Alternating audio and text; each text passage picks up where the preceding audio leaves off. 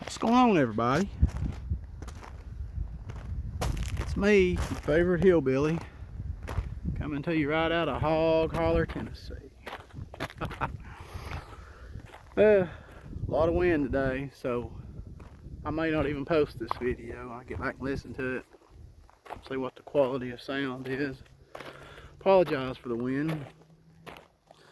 Got a story I wanted to pass on to y'all that was told to me by a follower. I vetted this person best I could. Now they was real nervous about telling me their story, almost to the point that they didn't even want to tell me their story.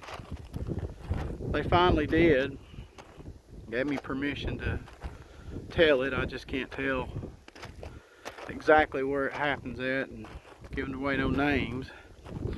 But I do want to say, since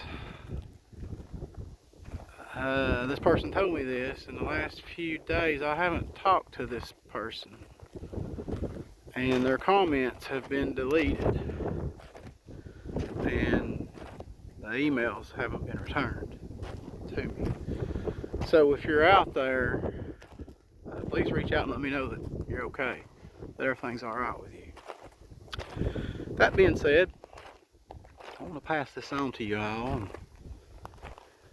The reason that she told me this story was she was kind of looking for maybe some help or some ideas of what might be going on with her in her life.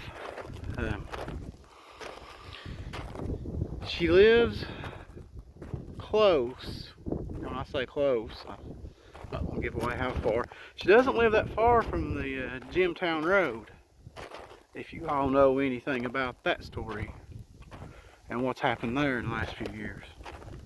We'll say she lives within 25 miles of it, 15. But she lived on an old back road, and then you cut off that road onto a long driveway, and then the driveway comes to a set of apartments, upstairs and downstairs apartments, probably about 10 or 12 of them, set way back off the road, not far from the boundary of the national park. Actually, the property that connects to it, the wooded property, then connects to the boundary. But this lady, they had some trails out there next to where she lived, and she liked walking them when she got off from work. And her and her boyfriend would often walk these trails. Her roommate would. So she comes home one day, and they also have a dog, a quite large German Shepherd. And she tells me that on this particular day, this dog, when they get out there in the woods, on the trails, that once it gets the scent of another animal or something, that it wants to hop off the trail and run through the woods. And then she has to go after it, and this is really aggravating to her because she's not that big of a person, but the dog's very large and, you know, just don't want to listen. They got a one-track mind once they get the scent of something else. So on this particular day, she decides not to take the dog with her because she's by herself and don't want to have to run it down by herself. So she leaves the dog in the apartment, closes the door, and goes ahead and goes on her hike. And I think it's probably about a mile hike, what she told me she usually went. So she's almost to the end of her hiking, and all of a sudden she hears something coming up behind her, coming down the trail. She turns around, it's her dog. Well, the first thing goes through her mind is either her boyfriend or her roommate has come home and the dog's darted out the door, or they let the dog out, something or another, and the dog's found its way to her up the trail. Something been laying in there, looks like. Big spot mashed down. I don't see no tire tracks right here leading back in there. It's awfully strange. There's two of them. So anyway, back to the story. So the dog runs up to her. She recognizes it's her dog. She thinks great, and this is just great. So, knowing the dog hadn't been with her long, she decides to carry on her hike just a little further up the trail than normal. So she goes a little ways, dog's up ahead of her a little bit, when sure enough, it gets the scent of something and it takes off through the woods, off the trail. So here she goes after it, because it ain't long until dark now at this point. So she goes after her dog, yelling for it, calling its name, and it's just, it ain't paying no attention to her. The dog's more or less a pup, so it ain't listening to her. So she goes on and on, running this dog and running this dog, trying to keep up with it. And it gets her pretty good ways off the trail, along the creek bank. And just whenever it seems like she's just about to get her dog, it goes a little further. You know how they are, they're not ready to come in yet. So at this point, the dog goes off this little bank, little knoll, kinda, and sort of goes in behind a rock face. So she follows after it, and when she goes off this knoll, off the bank, and goes behind this rock face, she can see across the creek bed, and there about 40 yards sits a wolf looking at her with its ears up. Now, we don't have that many wolves around here. They've been gone a long time. The national park has turned a few loose over the years, red wolves I think, but she didn't know what kind this was. She just knew it was a huge wolf standing there looking at her. And it's sitting there, and her dog's nowhere to be found. So it's sitting there just staring at her, and she gets this terrible, terrible feeling of immediate fear in her. She's done forgot about her dog. What's going on here? What's happening with this? She's starting to get scared. Welcome to my home, everybody. Let's go in and we'll sit down here, and I invite y'all in. I'm just kidding. I don't know whose that is. So anyway, this thing is staring at her, and she backs away. She's not breaking eye contact with it. She backs away as far as she can, and then she heads back up that bank, heads back to the trail. She gets on the trail. Her heart's just pounding, because she's thinking, this thing's gonna come after me. This was a huge wolf. Well, she can hear it over in the tree line, running beside her, following her, it sounds like. She can't see it, and at the same time she's calling for her dog. And so she gets to where this thing, it stops. It's no longer following her, because she's almost back to where her apartments are. But also she's back to where she has phone service, because she didn't have any phone service this whole time she was out through there.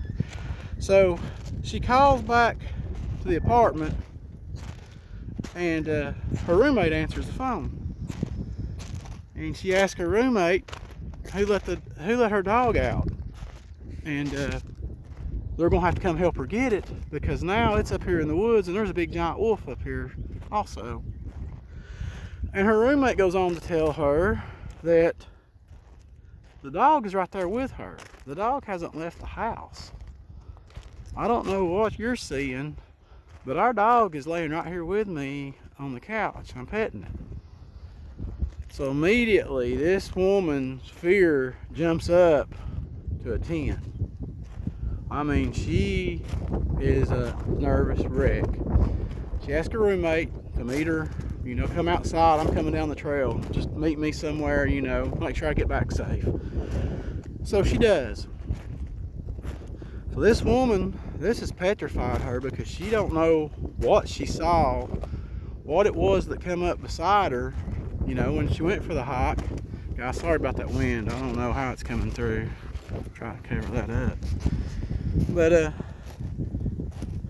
she's confused about what all she had just seen, what all has just happened to her. Where did my dog, or where did this other dog go to that I thought was mine? And what's the deal with this big wolf up here?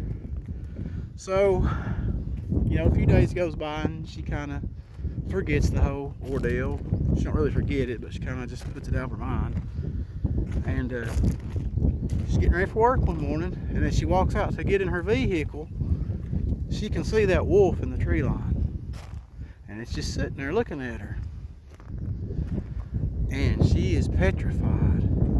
She said that she feels like this thing can put a fear into her to where she can't move. Like it's consciously doing this, you know, without any sound at all. And she said this started happening, that now she sees this thing every 2 or 3, 4 months. She'll see it in a tree line. And then she claimed that she was at a friend's house way on the other side of town. And when she come outside to get ready to leave, she saw it there. Miles and miles from where she lives, miles from where she had been seeing it. And it's always sitting in the tree line. She thought she passed it one night on the road, that it was walking down the side of the road, but she wasn't sure if it was it or not, she said. But this has got her terrified, that, you know, she feels like, is this a warning? Something's going to happen? You know, what's going on with me? What is this? And, you know, I didn't know what to tell her. You know, I've got 2 or 3 ideas what's going on. I'm sure a lot of you all probably do too. But since then, like I say, I've lost all contact with her. I hope she's all right. And I hope she's okay. And I hope she reaches back out to me. But that's the first story I want to tell you all. And if I hear from her, I'll keep you all updated. But yeah, in the comments, if you all want to kind of post what you think's going on there, hopefully maybe she'll read them. You know, she's a follower, so. And the next story really ain't a story. I want to tell you all, and I'm not saying that I believe this guy, and I'm sure he's listening, so I'm not saying that I don't believe him. You know, usually I vet people pretty good before I tell their story. I talk to them 2 or 3 times, you know, see if they tell the story the same way every time and stuff. And I've just talked to this guy a few times, and he's real reluctant to tell his story, to talk about it. But I'm going to put this out there to you all and let you all make up your own mind. But I talked to another guy who's a follower, and he was talking about missing people, going missing. And he said he had something he wanted to tell me. So eventually, after about the second conversation or third, he told me that as a child, that his family took a trip to a national park. He wouldn't tell me which one. And he told me that he is almost 100% certain that he went missing. That he fell into some sort of vortex, parallel universe, whatever you want to call it, portal. But he felt like he consciously remembers a feeling coming over him while he was there in the woods out by himself. Now, he was younger then. So when he gets back home, you know, it's the same mom, dad, I mean, everything, you know, he doesn't say disappear, but then he goes on to tell me that he notices some things are different. It's just strange. I can't remember what all he told me when he got home, like the pictures on the wall were different. Some of the kids at school were the same. Some were kids he's never met before who knew him. A lot of different things was not quite right. And this man went on to tell me that he felt like he fell into a parallel universe, a portal, and that and he's been living in it ever since, and that's been a long time ago. So I don't know, what do y'all think about that? I mean, I don't know what to tell the guy. I don't know what to say to him at all. I want to say that I don't know that I do believe him. I don't know that I don't. I haven't really got to talk to him that much. He went on to tell me that things smell different. Some stuff, there's just very little stuff has changed, if I understood him right. But there is also some bigger changes with other stuff. Like I say, smells was different. A few things in town had changed, swap locations where stuff is. Just little bitty things, you know, that you might notice. And as he's grown up now, of course, all this has become normal for him now. But he actually thinks that he disappeared and went through a portal wherever, whatever he was at before, that now he's here with us. I don't know. I know it's odd, it's a strange story. You know, if that is true, how many times does that happen? How many times do you think that's happened? It's odd. Has it ever happened to you? You just didn't notice it? I mean, it's these people that go missing here. Are they winding up somewhere else, carrying on their same life? Just some things are different. Odd story. Very odd story. And again, I've reached out to this guy, and I hadn't heard nothing from him in quite a while now. But I did think I would pass that story on to y'all just because of the weirdness of it. Like I say, I'm not standing behind that story, and I'm not backing that story. I'm just passing that story on to y'all. Y'all let y'all make up your own mind. But you know, when it comes to the disappearances in the park, everywhere else, you know, we don't really know what's going on in this old world. There was a child disappeared in Hendersonville, Tennessee. Little 15-year-old boy is autistic. He disappeared from his bed. His dad was way out of town working, and his mom, she's just plumb devastated. They haven't found the hide in her hair of this kid. They can't find where nobody broke in, can't find where he left. Just gone. Kind of kid that would never run away from home. Tell by the pictures, it's just real close to his mother. Didn't take any shoes. So very odd, very, very odd. They've looked everywhere for this child. And if you don't know anything about it, you can YouTube it, you know, Hendersonville, Tennessee child missing, something like that. You can read all about it, see all the news clippings. It's all on there. Very, very strange.